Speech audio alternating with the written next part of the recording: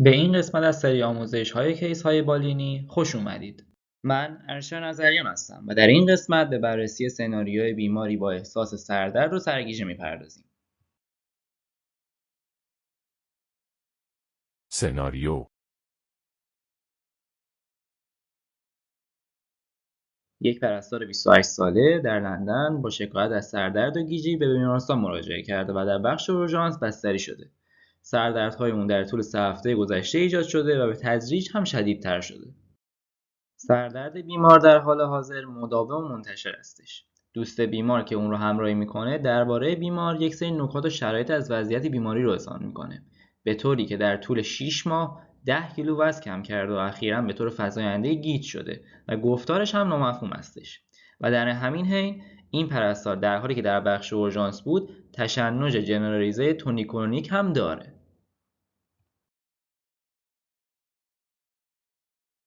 معاینه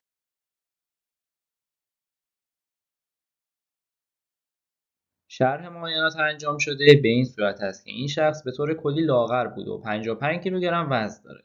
دمای اون 38.5 درجه سانتیگراد هستش. کاندیدیازیس دهانی وجود داره. لمفادنوپاتی وجود نداره. معاینه سیستم قلبی عروقی، تنفسی و گوارشی اون هم طبیعی هستش و معاینه عصبی قبل از تشنج نشان داد که اون شخص از نظر زمان، مکان و شخص دچار آشفتگی و سرگردانی شده و در عین حال هم هیچ علائم عصبی کانونی وجود نداشت و همونطور که در شکل مشاهده می‌کنید معاینه ته چشم یا فوندوسکوپی پاپیلوادمای دو طرفه رو نشان می‌دهد. بررسی و آزمایشات پزشکی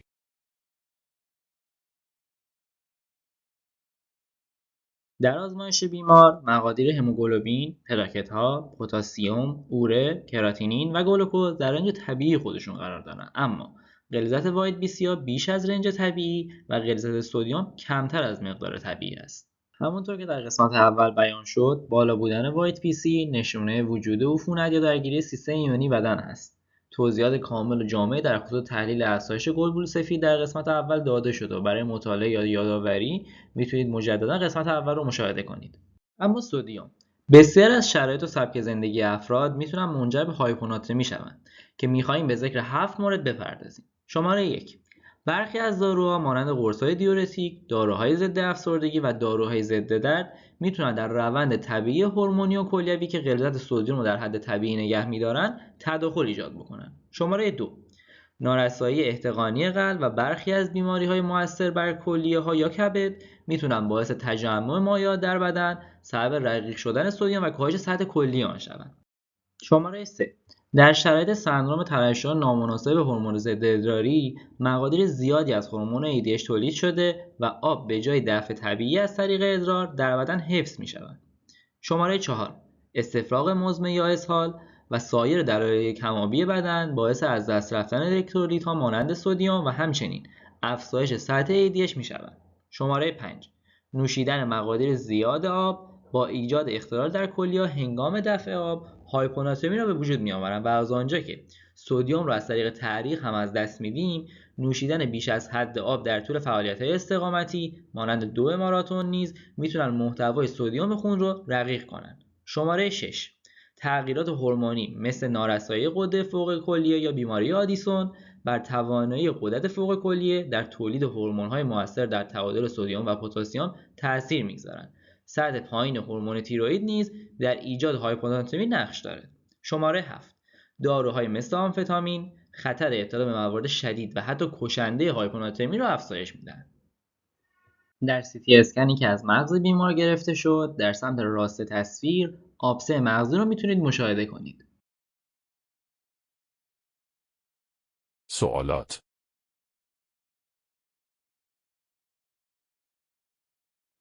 شماره 1: علت سردرد، گیجی و تشنج این خانم چیست؟ شماره 2: تشخیص اصولی چیست؟ شماره 3: این خانم چگونه باید بیشتر مورد بررسی و درمان قرار بگیره؟ پاسخ و نکات کلیدی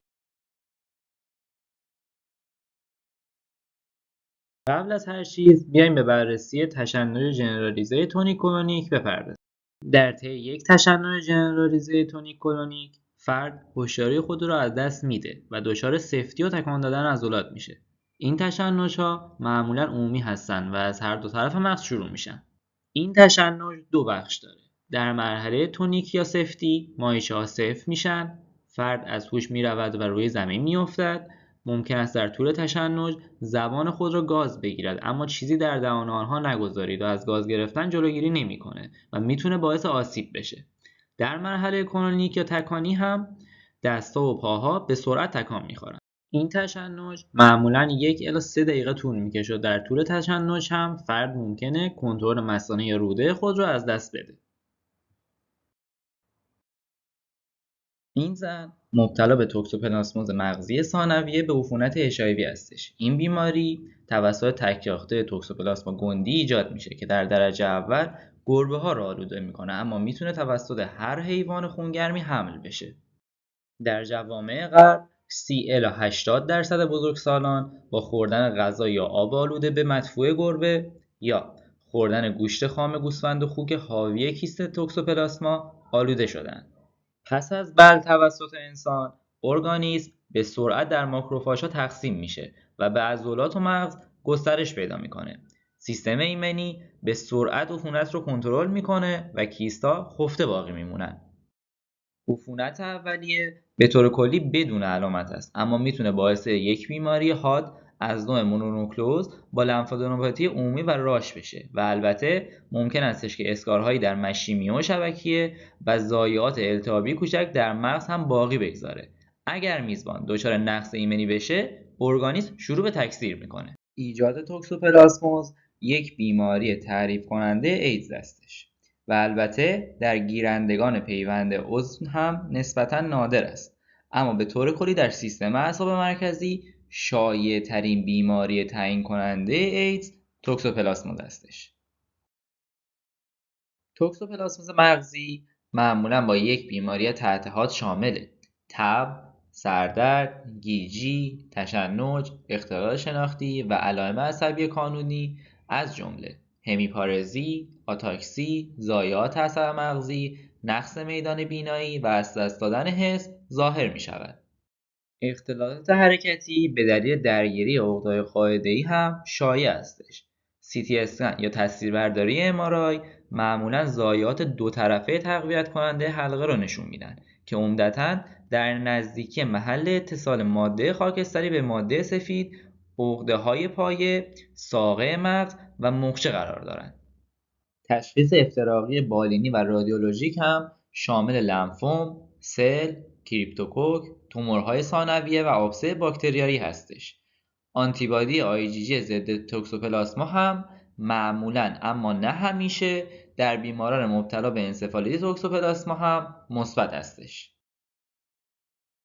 سرنخ‌های دیگر این بیمار برای تشخیص عفونت HIV شامل کشور مبدأ بیمار که کشور آفریقا بود، کاهش وزن بیمار و کاندیدیازیس دهانی اون بود. سردرد و ادم پاپیلا هم در اثر افزایش فشار داخل جمجمه‌ای ناشی از ضایعات فضایی متعدد ایجاد شده بودند. هایپوناترمی بیمار هم به دلیل سندرم ترشح نامناسب هورمون آنتیدیورتیک یا SIADH بود که این در نتیجه افزایش فشار داخل جمجمه‌ای ایجاد شده بود و اتفاقا هم این یکی از مواردی بود که در تحلیل آزمایش بیمار همون رو با هم بررسی کردیم. به طور کلی باید یک بهبود سریع بالینی و رادیولوژیکی انجام بشه. در مواردی که در عرض 3 هفته پاسخ ندادن، بیوپسی یکی از ضایعات باید در نظر گرفته بشه. توکسوپلاسموز مغزی در صورت عدم درمان کشنده است و حتی پس از درمان هم عوارض عصبی شایع هستند. باید به بیمار درباره بیماری HIV مشاوره داده بشه و رضایت برای آزمایش HIV هم باید اخذ بشه. بار ویروسی HIV و تعداد CD4 بیمار باید اندازه‌گیری بشه و مصرف داروی ضد ویروسی هم شروع بشه و همینطور باید به بیمار توصیه بشه که با شرکای جنسی قبلی خودش تماس بگیره تا اونها هم آزمایش بدن و درمان ضد رتروویروسی رو شروع بکنن. همچنین بیمار باید به بخش خودش اطلاع بده تا توصیه‌های مناسب در مورد تماس، آزمایش و اطمینان دادن به بیماران انجام بشه و البته به طور کلی خطر انتقال HIV از یک فردی که کار هلسکی انجام میده و HIV مثبت هست به یک بیمار بسیار کم هستش. برای جمع‌بندی این بیماری و این قسمت بیایم به مرور 3 نکته کلیدی مهم بپردازیم. شماره 1: توکسوپلاسموز شایع‌ترین عفونت فرصت طلب سیستم عصبی مرکزی در بیماران مبتلا به ایدز هستش. شماره 2: بیماران ممکن است با سردرد، گیجی، تشنج و نقایص عصبی کانونی مراجعه کنند و بررسی اونها بسیار مهم هستش. شماره 3: پاسخ بالینی و رادیولوژیک به درمان معمولاً سریع هستش.